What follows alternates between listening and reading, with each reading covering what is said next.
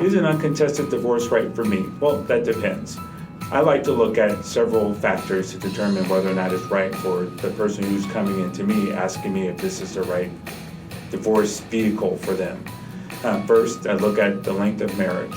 Generally, a marriage that's maybe 1 or 2 years in length is probably appropriate. You haven't amassed a lot of assets together. You haven't accumulated a lot of debt for the most part.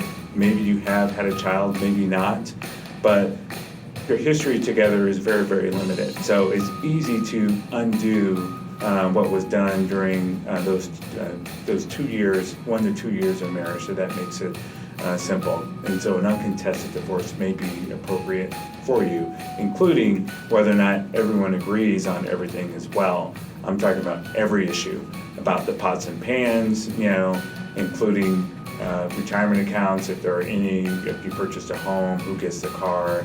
You have to be in 100% agreement on everything. And typically, if you've been married a short period of time, that's pretty easy to do. Where you may have some problems are your longer term marriages, anything over 3 years. 1 to 2 years is a lot of time, but you can imagine 3 years of marriage, you're going to accumulate a lot. You've either moved, you purchased a home, you purchased vehicles together, you've accumulated some debt, you've had children, perhaps someone gave up a career to support the other spouse. And so it may not be as easy to come up with an agreement between the two of you where you might want a professional to help you in your divorce process. And where you don't agree is where it becomes a contested matter. A contested matter does not mean that you have to go to court to resolve all of your marital issues. But if the other party is not willing to compromise or negotiate as pre-filing of a divorce, then that's when you should seek the advice of an attorney. And then between you and your attorney, if you believe it's appropriate to file for divorce, then you guys can make that decision together, and then it becomes a contested matter. And then it's not a matter of if you're going to get divorced, it's when.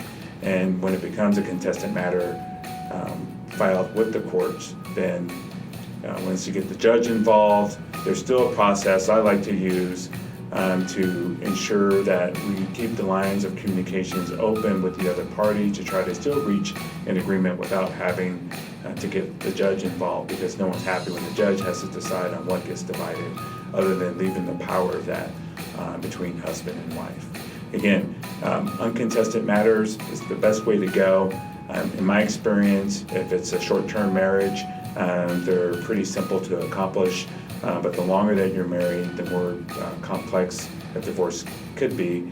And at that point, you want to seek the advice of an attorney, and possibly it may become a contested divorce.